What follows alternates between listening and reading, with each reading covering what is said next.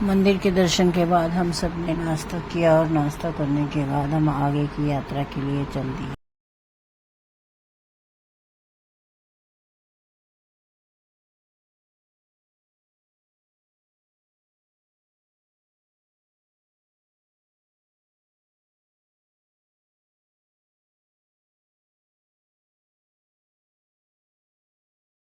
जटाशंकर की पहाड़ियों के पास पहुंच गए हैं। जीप जहां तक जाती है वहां ले जाती है।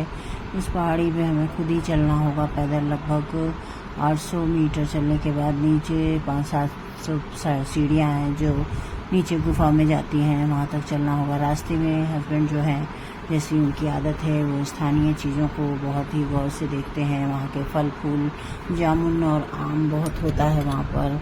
छोटी छोटी बेर भी थी वहाँ, खजूर थे और साथ में वो प्रसाद भी ले रहे थे। तो इसलिए वो थोड़ी देर के लिए वहाँ रुक गए। हम भी उनका इंतज़ार कर रहे थे, वो आए। इसके बाद हम सब जीप में बैठे और जीप से ऊंची पहाड़ियों की ओर चढ़ने लगे।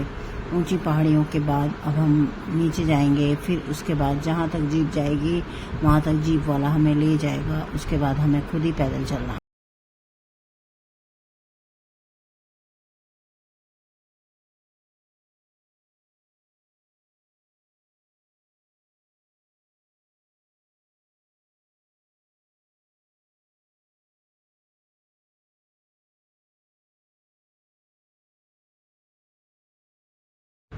ये हमारे प्रथम राष्ट्रपति महामहिम डॉक्टर राजेंद्र प्रसाद द्वारा निर्मित उद्यान है, जो प्राकृतिक उद्यान है। डॉक्टर राजेंद्र प्रसाद के नाम से, डॉक्टर राजेंद्र उद्यान के नाम से जाना जाता है। यहाँ पर विभिन्न प्रकार के औषधि युक्त पौधे हैं, वृक्ष हैं। और उसके बाद हम पहाड़ियों पर चढ़ गए ऊंचाई पर जाने के लिए।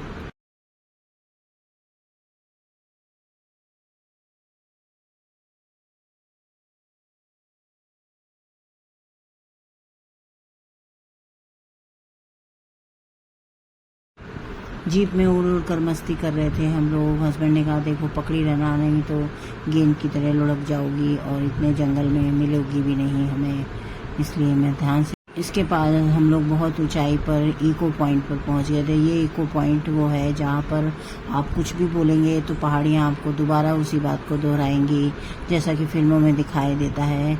मैंने बहुत कोशिश की, लेकिन 2 शब्द में जैसे ही मैंने अपने बच्चों के नाम लिए कुछ, तैसे ही वो दोहराने लगा। हस्बैंड ने श्री राम बोला तो दोहराया खूब अच्छे से, बजरंगबली दोहराया अच्छे से, मेरा नाम दोहराया अच्छे से। बहुत ही अच्छा लगा। बहुत सुंदर नज़ारा था यहाँ पर, लेकिन खाई भी बगल में थी, तो मैं थोड़ा सा पेड़ों के आसपास घूमने लगी। पता नहीं प्रकृति से मेरा पुराना नाता है, या तो हवाएं थी पिछले जन्म में, या वृक्ष थी, या लता पता थी। जैसे ही पेड़ पौधे और ऐसे वादियाँ देखती हूँ तो मैं मस्ती में झूमने लगती हूँ, नज़ारे में आनंद लेने लगती हूँ। ये अब हम गुप्त महादेव के लिए जा रहे हैं, जहाँ जीप नहीं जा सकती, हमें पैदल ही जाना है। खाई है, पहाड़ियों से नीचे उतर कर जाना है और वहीं जा रहे हैं। सांस फूल रही, डर भी लग रहा है क्योंकि बहुत ही पतले रास्ते होते हैं। कहते हैं गुप्त महादेव यहाँ पर राक्षस से बचकर छुप गए थे। महादेव गुप्त गुफा में छुप गए थे क्योंकि उन्होंने खुद ही राक्षस को ये वरदान दिया था कि जो जिसके ऊपर भस्मासुर कि जो जिस पर हाथ रखेगा वो जब भस्म हो जाएगा। ये देखिए पहाड़ियों का नज़ारा। हम लोग मस्ती मजाक कर रहे थे, थोड़ी रिमझिम बारिश हो रही थी, मुझे अच्छा लग रहा था। हमारे फ्रेंड्स दोनों आवारा मूवी की तरह एक दूसरे के साथ एक ही छतरी में चले आ रहे थे। उनकी बेटियां। फिर वापस हम जीप में बैठ गए और आसमानी उड़न खटोले की तरह उड़ने लगी आकाश में। जैसे लग रहा है कि जीप में नहीं बैठी हूँ, उड़न खटोले में बैठी हुई हूँ, आसमान में उड़ रही हूँ। और आसमानी नज़ारा देखिए कितना सुंदर है। साफ़ हो गया था मौसम, लेकिन सनसेट नहीं दिख सकता। जैसे जैसे ऊपर जाएंगे वैसे वैसे ओस की बारिश होने लगती है। और इस तरीके से अब हम यहाँ से गुप्त महादेव के दर्शन के बाद हम आ गए राजेंद्र उद्यान और वहाँ पे दर्शन किया। और ये लास्ट का पॉइंट था सहस्त्रधारा का, जो मैंने वीडियो में धीरे धीरे कवर किया है।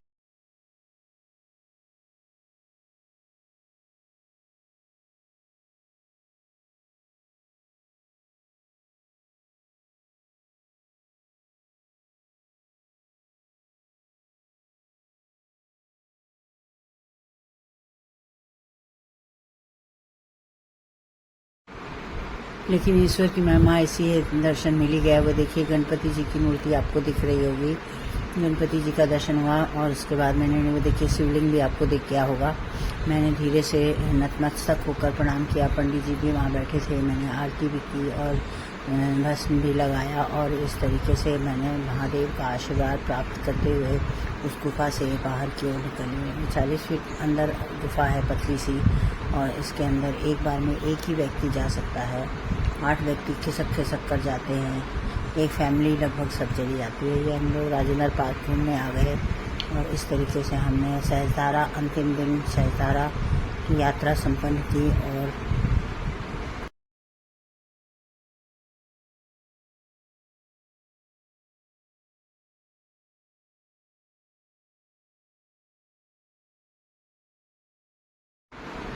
वहाँ के कुछ व्यू पॉइंट पर हमने फोटो सेशन किया। मुझे डर लग रहा था, मैं नदी के किनारे नीचे चले गए थे, बस आसपास ही बुलाया और इस तरीके से हमारी यात्रा संपन्न हुई। हर हर महादेव।